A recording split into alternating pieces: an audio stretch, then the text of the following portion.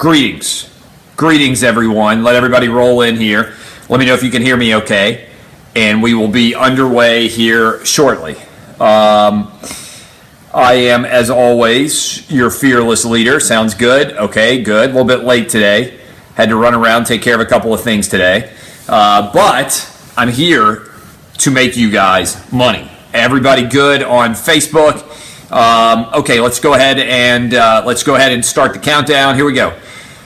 3, 2, 1. Welcome into Outkick, the show. I am your fearless leader, Clay Travis. This show is brought to you by OddsShark, presenting sponsor of Outkick, the show. Go to OddsShark for all of your gambling and informational related needs. You will be glad that you did. Tomorrow morning we will have gambling picks on Outkick the Coverage, my morning radio show on Fox Sports Radio. Want to welcome in Doug Gottlieb, who is now a member of the Fox Sports Radio family, unless he ends up getting the head job at Oklahoma State, which would be a pretty awesome situation. And I hope that everybody is able to enjoy that. If you are saying no sound, it is probably you, because everybody else is able to hear things fine. Don't be a loser. Okay. Let's start with this LeBron James versus Lavar Ball business. I think it's really weird. I don't know what's going on with LeBron James, but he's been perpetually triggered so far this year, whether it's the use of the word posse, whether it is the situation with wearing the safety pin on the front of the Sportsman of the Year magazine, whether it's being triggered all the time over questioning about whether or not he's going to play in games. The NBA's got a real issue here with stars resting games. Nothing that LeVar Ball said was out of bounds remotely, and I say that as a father of 3 kids. He was citing stupendous athletes and pointing out something that is indisputably true, which is that most great athletes also don't have sons who become great athletes as well. The exception is rare. You got Archie Manning with Eli and Peyton. You've got Bobby Bonds with Barry Bonds.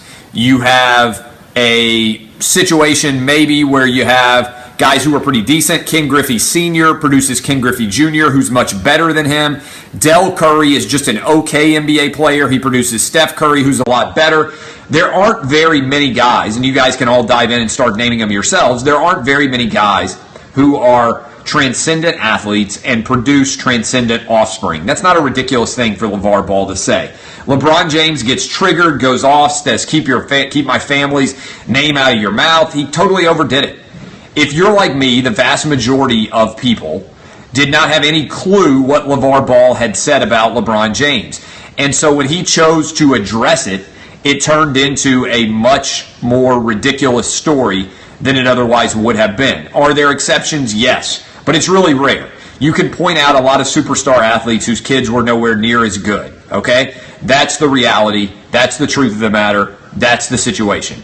Dale Earnhardt Sr. and Dale Earnhardt Jr., although I'd question whether that's really athleticism or whether that's a skill. That's the truth. That's the truth of the matter. It is rare that great athletes produce great offspring. That's because great athletes are rare. There's nothing remotely controversial about that. LeBron James got triggered and went off, which is why he's the king millennial. I don't understand why this has become such a big deal for LeVar Ball, but he's clearly kind of gone off the deep end here on many issues. This one's not one of them. This is one of the most totally normal, middle-of-the-road comments that LeVar Ball has ever made, and that's the truth. So I thought that LeBron James's response there was really ridiculous. I think that I can solve the NBA's issue with all these guys sitting out games, and it's not a difficult solution. Add a month to the season. I don't think they're going to take away games from 82 in the regular season, but I think all you have to do is add a month. Play the NBA Finals in July. The other thing you could do, and I don't think they'll do it, the NBA playoffs are too long. You play 82 games to only eliminate 14 teams. Over half of the NBA actually makes the playoffs. That's way too many teams making the playoffs. Doesn't make any sense at all. And as a result, it is an absurd situation to find yourself in. And if they just added 1 month, and by the way, if I notice you're making comments and they all suck, I'm going to kill you. I don't need to see your comments. The guy sent like 20 comments and they all sucked. I don't need to see them. You're gone. You're goodbye. And so add a month. Either add a month or maybe also at the same time do something smart and decide that you don't need 16 teams in the NBA playoffs. 100%. You got the teams that have no chance to make the playoffs and actually win them. What do we need to see that for? Why do we need to see the number 1 seed beat the 8 seed in 5 games or 4 games? Makes no sense. So if you're trying to limit the number of games that a team has to play, why don't you eliminate the first round? You could go with just giving a bye to the top 2 seeds, or you could just go with an 8-team playoff in totality. Instead of going with 16 teams, only advance the top 8. That would be 100% the way to make sense.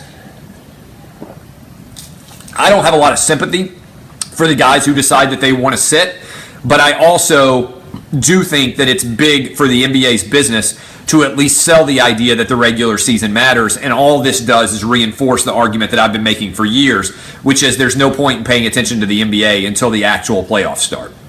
NBA playoffs start in April. They go all through May. They go into June. You get plenty of basketball in the NBA if you just watch the playoffs. Much like you don't need to really start watching college basketball until about February. Everything else doesn't matter. So that would be my number 1 goal in terms of ways to solve it. Okay, other big issue out here. I, if you don't know, am completely and totally on fire when it comes to gambling so far in the NCAA tournament. You guys know that I hate to brag. I hate to go out and brag on myself. I hate to argue that I'm one of the supreme people out here. But I went 33, 16, and 1. I gave you 50 gambling picks. We went 33, 16, and 1, 48 games, 1 halftime line that we lost in the Arkansas UNC game, 1 over that we also hit. I loved the over in South Carolina and Duke, which we went over incredibly by a substantial amount. I've got 8 picks for you, actually 9 games. I'm going to run through them really fast. We'll break down these again tomorrow on the radio show. I don't think I'm going to do an Outkick the show tomorrow because I'm running around with my boys tomorrow. So I wanted to go ahead and get this in right now and give you all the gambling picks. Purdue versus Kansas. Kansas minus 5.5. Michigan versus Oregon. Love the over 147. West Virginia Gonzaga, love the over 148.5. I think both these teams will be going up and down the court. Xavier plus 7.5 versus Arizona. Florida minus 2 versus Wisconsin and the under 131. UCLA versus Kentucky. I love the under here. I think the only way Kentucky can win is if they go with a low-scoring defensive type game. Doesn't mean that they might not score 78 points or 75 points, but I think substantially under. And I also love Butler plus 7.5 versus UNC. There you go. 9 picks guaranteed to make you money. That's what I do. I make you rich. Let me go ahead and tell you all about my friends.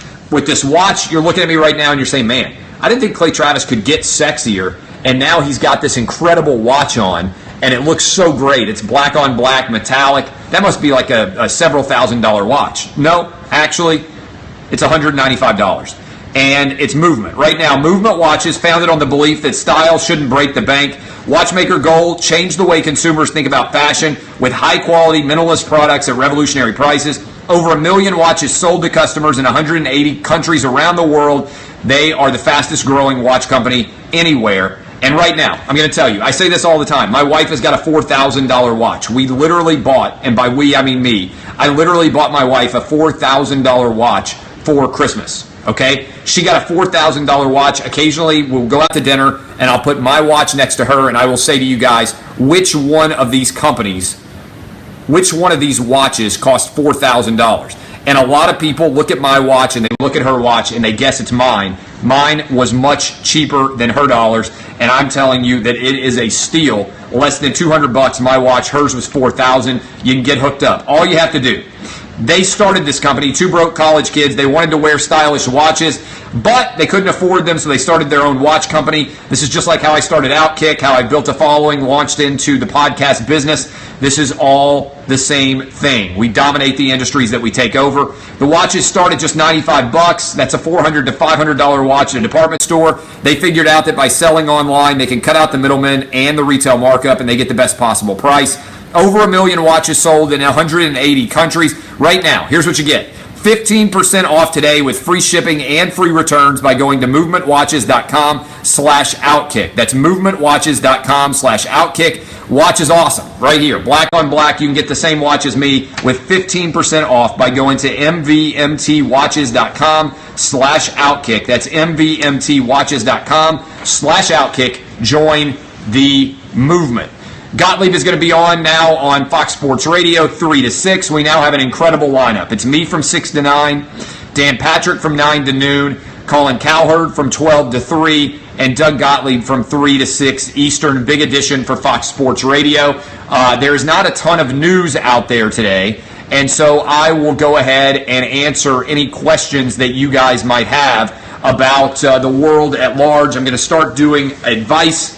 We do the anonymous mailbag where I like to give advice. I'm going to start doing advice on this and on the radio show. What questions do you guys have? London situation, I haven't read a lot about it.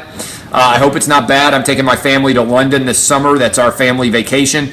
And so I hope that things are going to be better there for people in London. I studied abroad in London when I was in college. Absolutely loved it. And it was fantastic. So we're going to be over there. I hope everybody is okay, but I haven't read very much about it. 4 people dead. Is that the latest? I haven't seen that. Stoops and Calipari get extensions at the University of Kentucky. I was just talking to one of my buddies who went to UK, and he said that that Mark Stoops was not the hot girl that you hoped you would get married to, but she's the girl that's probably the best you can do. And I think that's an accurate reflection of Kentucky football. And so they like what they've got in Mark Stoops. They think they'll be competitive this year in the SEC East. I thought it was a fantastic way of describing his overall opinion about Mark Stoops. I want Kentucky football fans to have something to root for. I have a bunch of buddies who went to UK, and they love football almost as much as they love basketball. They just always suck. And so I would like for Kentucky to be decent. I think Mark Stoops is a pretty decent hire. I got into this, guys. I want you to think about this. I'm going to ask your opinion. Who is the worst SEC basketball coach right now? And by the way, Calipari, not a surprise, $8 million a year, whatever. That's what Kentucky cares about. Fascinating detail, though. Even at Kentucky, football makes more money than basketball. Fascinating detail. Even though they pay John Calipari $8 million a year, it's fascinating to me that basketball still makes less money than football, even at Kentucky. The reason I bring that up, I got into a discussion with my guys at Jocks down at 94.5 in Birmingham, and we were talking about this, and I've said it a lot of times. The reason why SEC basketball is on the upswing, we got 3 teams into the Sweet 16, just like the Big 12 does, just like the Pac-12 does, and just like the Big 10 does, is because of the coaching. The coaching is fantastic in the SEC when it comes to basketball. In fact, there are a lot of really good coaches, whether you want to talk about Bryce Drew at Vanderbilt, Will Wade now at LSU. I think that Rick Barnes at Tennessee is a very solid coach. I think certainly John Calipari's done a great job. Mike Anderson, other than the final 3 minutes of his coaching job, has done a pretty decent work. Billy Kennedy, Frank Martin at South Carolina is outstanding. It looks like everything is going to go great with Mike White down at Florida. There are a lot of really good coaches. You guys know that I love Bruce Pearl. Avery Johnson has also been outstanding. Konzo Martin, I'm not sold on. I'm not sold on Konzo Martin, but I think he's definitely a step up from what Missouri had now. The reason why I bring that up is ultimately all that matters in college athletics is your coach. And SEC football right now is a dumpster fire of awfulness when it comes to coaching. You have Nick Saban, who is fantastic, and then you've got nobody else. I don't even know who the second best coach in the SEC is right now. Is it Gus Malzahn? Is it Kevin Sumlin? It certainly can't be Hugh Freeze because right now he's about to get fired and the Ole Miss program is under all sorts of issues with the NCAA. I don't think it's certainly Jim McElwain. Muschamp has proven to be mediocre. It ain't Coach O down at LSU. It's certainly not Butch. It's not Stoops. There's just not a lot of excitement going on at all these SEC football coaches. And so the answer might be that Dan Mullen is the second best coach in the SEC right now when it comes to football. But you can have a lot of arguments about who the second best coach is when it comes to college basketball, right? In fact, I think that right now, if you really think about the larger universe, Mississippi State's got a better basketball coach in Ben Howland than they do a football coach, right? Like, who's more proven? Ben Howland's been to the Final Four. He's going to get Mississippi State back to the NCAA tournament. the reason why the SEC sucks in football right now and is not doing very well is that somebody just said it. I've written it. Nick Saban killed the SEC. I've been making this argument for a long time, guys, and a lot of you get it. Some of you still aren't getting used to it. Nick Saban killed the SEC because everybody was trying to beat Saban. And when their guys couldn't beat Saban, they demanded that they kick him to the curb. So you had Mark Richt. We'll see whether or not Kirby Smart's going to be an improvement. I don't buy it. You have Mark Richt, who's one of the most successful coaches in the history of Georgia football. You had Urban Meyer, who may be proportionally, other than Steve Spurrier, the most successful coach certainly at Florida in the history of their program. You had Phil Fulmer, who other than General Neyland was the most successful in the history of the program at Tennessee. And all those guys got fired because they couldn't beat Nick Saban. And now Les Miles at LSU. All of those guys, at least 4 of whom I just named, were the best at their programs that there's ever been at some of the top programs in the SEC, and they all got fired because they couldn't beat Nick Saban. The problem is everybody tried to be great in the SEC, and good was not good enough. And so as a result, you've ended up in a situation where most of those schools have traded down when they've replaced people, right? Phil Fulmer got replaced by Lane Kiffin, Derek Dooley, and now Butch Jones. All 3 of those guys, I believe, are inferior coaches to what Phil Fulmer had rolling when he was there. We'll see whether or not Mark Richt has been replaced by an inferior coach in Kirby Smart. Certainly, I think LSU replaced Les Miles with Coach O, and that's an inferior coach. And certainly, when Florida lost Urban Meyer, they replaced him with Will Muschamp. That's inferior. And Jim McElwain is also still inferior. And so that is a total truth in the grand scheme of things, and it's a total mess. So in general, I think you got to be careful. This goes for all of you out there who are fans of different teams. Fans tend to be optimistic. I was just talking to my buddy, I said, and he said, there's only 2 things that you spend a lot more time thinking about games than you do actually watching them, right? And every time a coach gets replaced, the belief is things can only get better. And I like to always point to this and say, guys, you've seen it at Texas, you've seen it at Tennessee. Replacing a legend is rare that it goes better. The only time that any program, this is a great stat for you, only time that any program has replaced a coach with a 75% winning percentage and gotten better is when Florida State replaced Bobby Bowden and went to Jimbo Fisher. Every other time that somebody has replaced a program coach with a 75% winning percentage or better, they've gotten worse. That's because it's hard to win 75% of your games. And I think that SEC football has gotten killed by Nick Saban because suddenly going 9-3 is a bad season. Suddenly going 10-3 is a bad season. And the standard for expectation is different. What I have been saying for a long time, and I want you guys to remember this, is Nick Saban is the equivalent of Michael Jordan.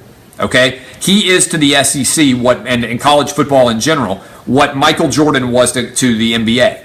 And you didn't see other NBA teams deciding, you know what, John Stockton and Karl Malone can't beat Michael Jordan, so we should replace him and go try to find somebody else. Nobody at the New York Knicks said, man, Patrick Ewing can't win this championship. He and John Starks aren't good enough. Let's go try to find somebody else to beat them. Saban's just that good. You just got to take your medicine while he's there. Instead of taking their medicine, every program has tried to go out and beat Nick Saban. And in the process, they've replaced good and gone for great and ended up with mediocre. And that's a lesson, I think, that cuts across everything. Sometimes being good is okay. You know? Sometimes being good is okay. You're probably not going to be great. You reach for the stars, sometimes you end up falling all the way to the outhouse. Okay, a couple more questions, and then I'm going downstairs. We just bought the collected set of WrestleMania, and my family is downstairs right now watching WrestleMania 1. It's so old, Brutus the Barber Beefcake wasn't even the barber yet. He was just Brutus Beefcake. But anyway, my point is SEC basketball coaching is up substantially. There's going to be a lot more success in this conference. I think that SEC football is still trending down. We'll see what happens with Kirby Smart. We'll see how Will Muschamp can do at South Carolina. But in general, I think that crazily, SEC basketball is on the upswing and SEC football is on the downswing. What questions do you have? Not going to go to WrestleMania this year. I'm probably going to go to WrestleMania next year in New Orleans. I looked at the prices on SeatGeek. If you listened to yesterday's show, I've got a price alert set on my SeatGeek app. Maybe I'll consider hopping in a flight and going down to Orlando and trying to sneak my kids in. Surprise them. But I think it would be tough because it's Sunday, and it's hard to get my kids back in time for school on Monday, and they've already missed a lot of days anyway. So I think it's probably unlikely we're going to do it. No, I don't. Mizzou will be on the borderline if he can get Michael Porter Jr. Talking about the Konzo Martin hire at Mizzou.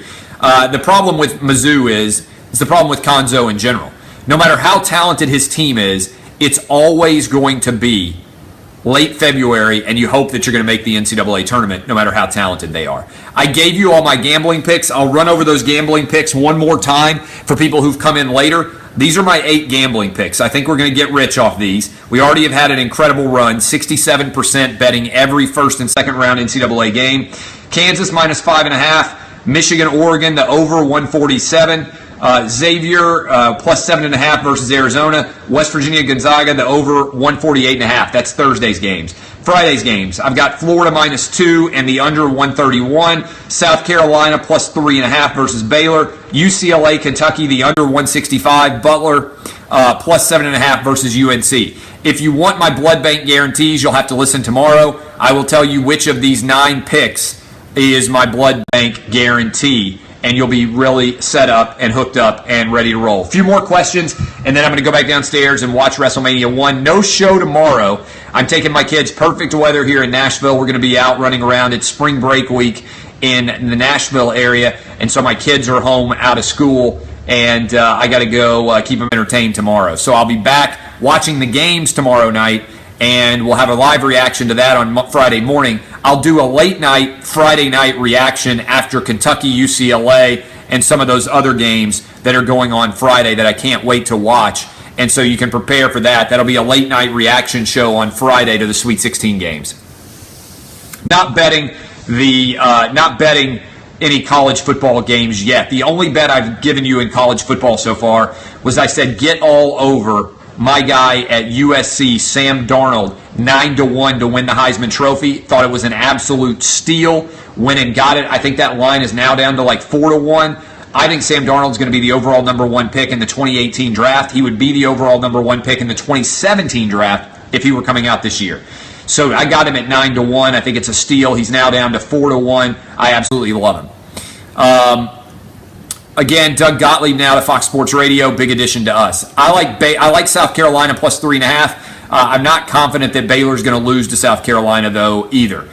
Because that South Carolina second half was a total aberration. That's what happens when you have a home game, when you make a couple of early shots, you start to get like everything kind of rolling your way. Reminds you of one of those Cracker Jack gyms, tiny little bandbox gyms that you would see in high school high school basketball, where your team's a lot better than the other team, but you roll in there and that team just doesn't miss a shot. Next thing you know, you look up and you're down 15 and you're like, how are we losing to this team? They hit everything. It's the best half of basketball South Carolina's probably played maybe in the history of their program. Worst defensive half that Mike Krzyzewski has had in the history of his time at Duke. It was one of those aberrational outcomes. I predicted that South Carolina was going to cover. I didn't think they were going to be that hot. I think if they played like 8 halves of that game, that Duke would have ended up winning by around 5, right? I mean, I think in that situation, Duke would have had a challenge to cover.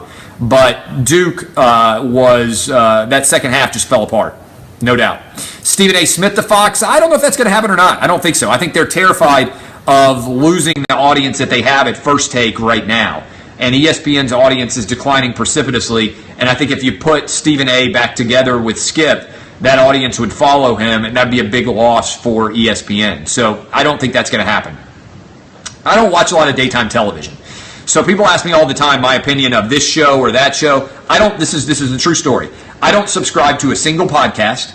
The only time I've ever listened to a podcast in my life is my wife subscribes to podcasts. And last year when we were driving around on a long vacation, I listened to, I think, the Malcolm Gladwell podcast, because she had it saved on her phone, and she was like, I think you'd like a couple of these. And so we watched those. That's the only time I've ever listened to a podcast. I'm subscribed to my podcast. It's the only podcast I'm subscribed to. I understand a lot of you love podcasts. They're not my thing. I don't listen to them. So I haven't done that. I'd rather read than listen. So some people like listening to books on tape, things like that. My mind works better. I process information better if I read it or if I write it. So I spend my time reading books. I don't spend my time listening to podcasts. I watch a lot of television shows, but I don't watch hardly any sports on television. Obviously, I'm a fan of Colin Cowherd's show. I see a decent amount of that, like just kind of on in the room while I'm working, and I try to keep tabs on Jason Whitlock and Colin Cowherd. Speak for yourself. I grew up a fan back in the day of Tony Kornheiser and Michael Wilbon, and so I watched a lot of PTI, but I haven't watched it in a very, very long time. So on television right now, I watch Billions and I watch The Americans. I gave up on Homeland, just wasn't entertaining me. I watched the first 5 seasons of Homeland and I bailed on season 6. So that's where I am in terms of my media consumption habits on a day-to-day basis. I spend a lot more time reading than anything else. Love Westworld, but Westworld's not on right now. I mean, shows that are currently airing at this exact moment, I watch The Americans and I watch Billions. A couple more questions, and then I am off for the day. I'll be back tomorrow, 6 to 9 a.m. Eastern, 5 to 8 a.m. Central, 4 to 7 Mountain, and 3 to 6 Pacific with Fox Sports Radio's Outkick the coverage, also Sirius XM Channel 83, as well as 250 affiliate stations nationwide. Will I write another book? I'm so busy running the website and doing the radio show and everything else that I haven't had time to write a book. I will write another book at some point. I guarantee you. When that will be, I have no idea. I got 3 kids. I got like 8 jobs. And I just haven't had time to focus on the writing of a book. Did I ever fear leaving the law was a bad career move? I think everybody does, right? If you leave a guaranteed job and a guaranteed income and you go off into the uncertain universe, yeah, I think so. I've talked a lot about that. I've had moments where I was like, where's my next paycheck coming from? And I struggled for years to make a good living doing what I do now. So what distinguishes me, I think, more than a lot of other people is that I've got balls and that I'm willing to take risks and that I was willing to go to a point where I'm not making that much money. And even though I wasn't making that much money, I knew that I was seeding kind of the ground to end up in a better position. So that's how I ended up doing what I think is the best job in America. Other than Outkick Pants. Other than Outkick Pants, every decision that I've made in my career has made me money, frankly. Okay. Love all of you guys. Thank you for watching. Go check out Movement. Go check out this watch. I appreciate it. Thanks to my guys at OddsShark. If you want to do your own research, you don't want to trust my picks directly, all of your gambling and informational related needs at oddshark.com. I love you guys. I appreciate all of the questions. You guys are fantastic. DBAP, don't be a pussy. Go buy our gear at Outkick Gear. I am Clay Travis. This has been Outkick the show.